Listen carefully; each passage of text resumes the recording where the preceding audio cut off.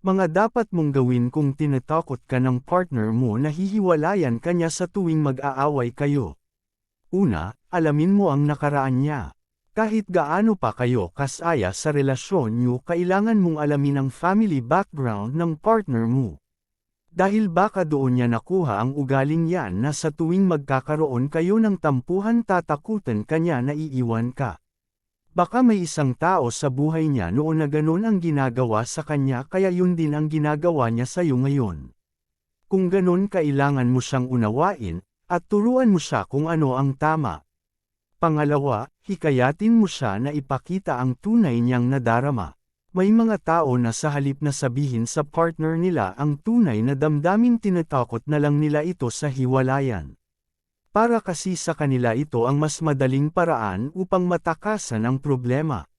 Isa lang ang magagawa mo para sa kanya, yun ay ang himukin siyang magsabi o ipakita niya kung ano ang mga nararamdaman niya.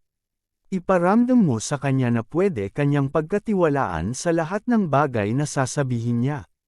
Pangatlo, alamin mo kung gusto ba niyang magkaroon ng seryosong ugnayan sa iyo. Talagang hindi ka mapapalagay kung sa tuwing mag-aaway kayo lagi kanyang tinatakot na hihiwalayan ka niya.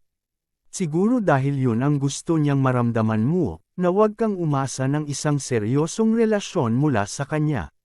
Dahil wala siyang balak na magtagal ang inyong pagsasama. Pang-apat, alamin mo baka stress lang siya. Kung napapansin mo na medyo may nagbago sa ugali ng partner mo.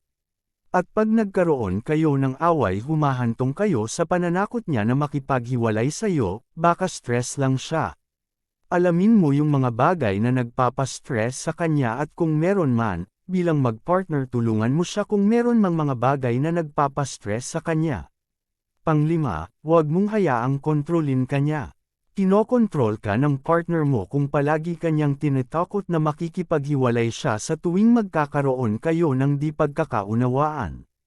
Dahil gusto niyang masunod lahat ng kagustuhan niya kaya ginagamit niya ang nararamdaman mo laban sa iyo. Dapat pahalagahan niya ang damdamin mo, hindi ang gamitin ito para lamang sa pansarili niyang interes.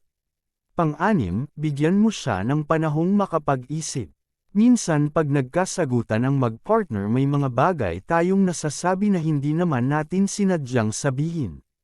Na kaya lang natin nasabi yun dahil sa bug zone ng galit na ating nararamdaman. Kaya kung sa pag-aaway nyo ng partner mo nasabi niyang maghiwalay na kayo, hayaan mo na lang muna siya, baka dahil lang sa galit siya kaya niya nasabi yun.